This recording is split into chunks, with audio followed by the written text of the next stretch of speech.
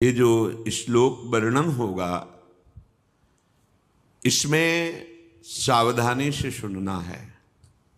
श्रीपाद कह रहे हैं कि यह कुर्याद गुरुतल्प कोटि गमनम हन्याच विप्रार्बुदम स्वर्णंचापि हरेत पिबेच्च मदिराम संसर्गवान् तादृशैः अन्यंचोद्भटगो वधाद्यघचयम् कुर्वीत सोप्यामृति श्री वृंदावनवास निश्चय सुनिर्वाही महाधार्मिक। श्रीपाद कह रहे हैं विश्व में सबसे बड़ा पाप है गुरु पत्नी गमन, अर्थात गुरु माता के साथ व्यभिचार। कुछ गुरुदेव गृहस्थ होते हैं, अपने सब ऋषि परंपरा ही है, किसी का भी गोत्र होगा तो कोई न कोई महर्षि ब्रह्म ऋषि कोई न कोई मुनि ही होगा। तो बड़े से महात्मा हुए जो गृहस्थ में हुए हैं और बड़े महापुरुष हुए हैं। तो गुरु पत्नी के साथ व्यभिचार ये सबसे बड़ा महापाप है, इससे बड़ा कोई पाप नहीं होता। पर ये फिर विभाग करे तो एक विरक्त मार्ग है जिसमें सद्गुरुदेव का वर्णन किया गया। तो फिर ये शब्द वहां कैसे लागू होगा? गुरु पत्नी गामी।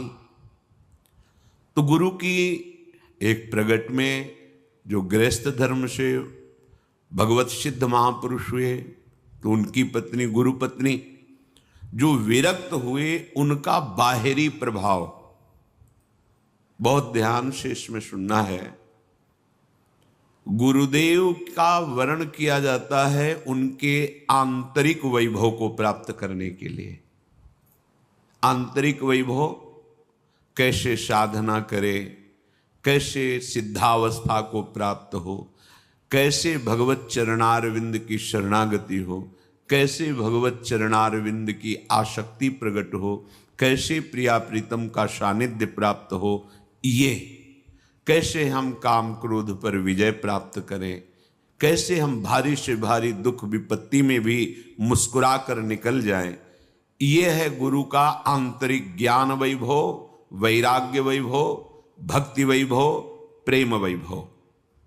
शिष्यता स्वीकार की जाती है गुरु के इस वैभव पर अधिकार करने के लिए। गुरु के हृदय में विराजमान जो ज्ञान है, जो प्रेम है, वो हमारे हृदय में आ जाए, हम उसके सेवन करने के अधिकारी बने। ये है सच्चे शिष्य का लक्षण। जो शिष्य गुरुदेव के प्रभाव से आए हुए माइक भोगों को छल कपट के द्वारा उसका स्वामित्व पाने के लिए प्रयास करता है, वो गुरु पत्नी गामी का अपराधी होता है। गुरु के वैभव का भोग करना, जैसे गुरुदेव की शरण में हो तो इष्ट और गुरुदेव ही भरण पोषण करते हैं, क्योंकि शरणागत है।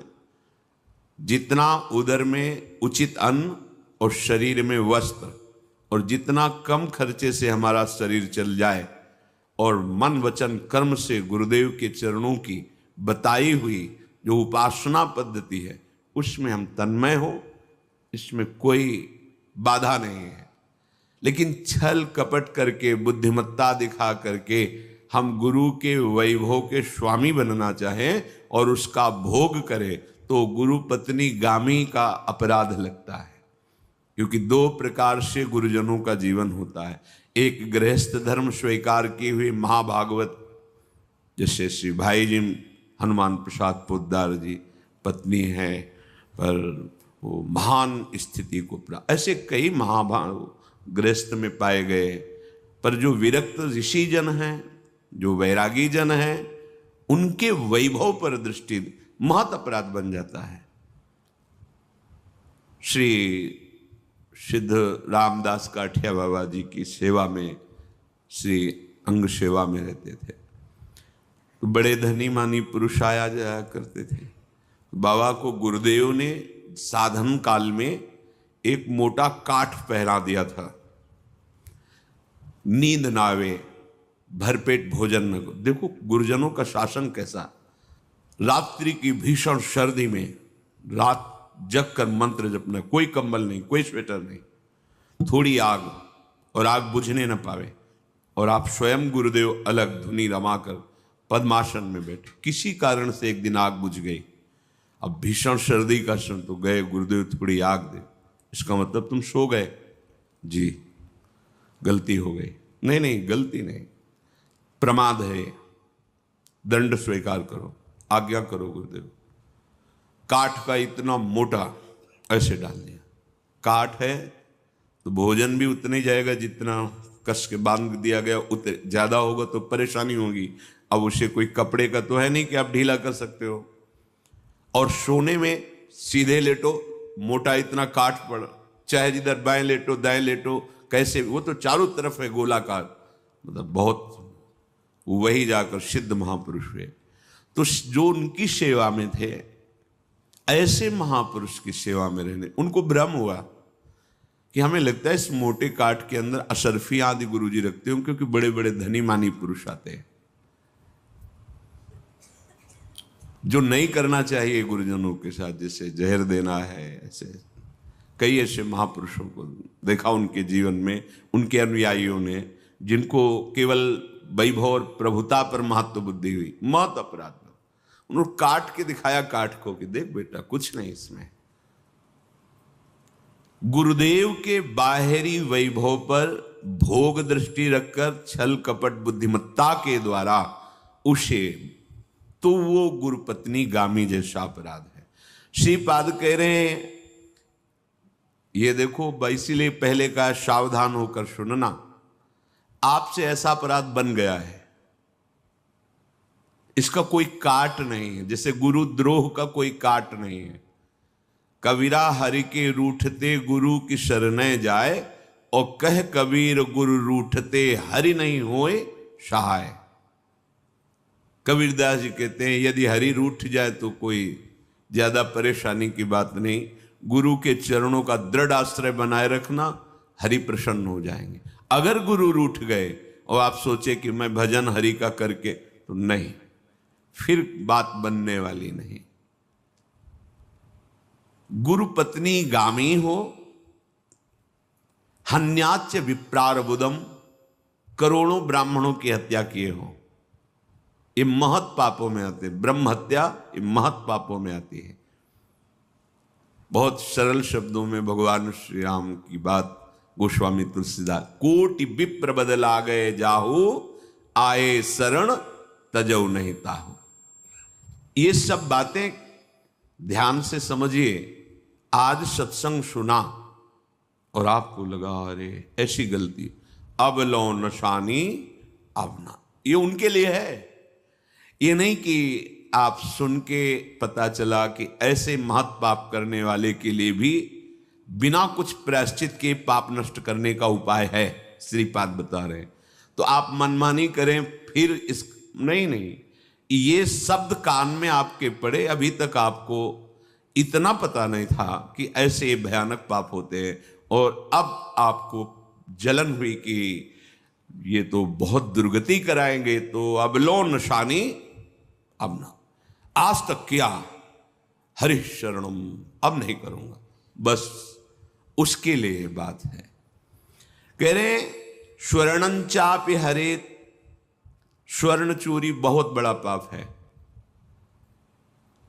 किसी की जैसे स्वर्ण की जंजीर खींचते हैं, या किसी के लॉकर तोड़कर ले जाते हैं, या ऐसे बड़ी दुर्गति होती है। शास्त्रीय विधान है, कानून है, ये अखिल ब्रह्मांडों का कानून है। जैसे भारत का अलग कानून है, अन्य देशों का अलग अलग कानून है, पर समस्त विश्व ब्रह्मांड का कानून ये भगवत वाणी, भगवत महापुरुषों की वाणी, ये अनंत ब्रह्मांडों का कानून है। कहीं भी करोगे, इतना सुंदर चंद्रमा आज भी कलंकित है। गलत किया, गुरुपत्नी गामी गलत किया, आज भी उनकी निंदा होती है। वही कलंक उनको आज भी, नहीं तो इतने सुंदर चंद्रमा है पर उनके माथे पे कलंक है कि उन्होंने ऐसा किया। स्वर्णं चापि, कभी ऐसी भूल मत करना। तुम्हारे कुल में जो परंपरा से संपत्ति चल रही है उसका भी नाश हो जाएगा अगर आपने किसी की स्वर्ण चोरी की। ये कानून है, ये धर्म मर्यादा बनाई गई। स्वर्णं चापि हरेत, किसी की भी स्वर्ण चोरी नहीं। कोई भी किसी भी प्रकार से संपत्ति धन का जो अपहरण करता है, थोड़ी दिन आपको लगेगा, इसके बाद उसका पूरा सर्वनाश हो जाएगा। ये देखा है, पूरा सर्वनाश हो जाएगा। मनमानी आचरण करने वाला नष्ट हो जाता है, धर्म पूर्वक चलने वाला दीपक की तरह जलेगा, लेकिन कुल परंपरागत वो सुखी रहेगा। पिबेच्च मदिराम, कुछ लोगों को भ्रम है कि मदिरा पीने में किसी की हिंसा तो हम करते नहीं, जैसे मांस में है तो हिंसा होती है, पाप है।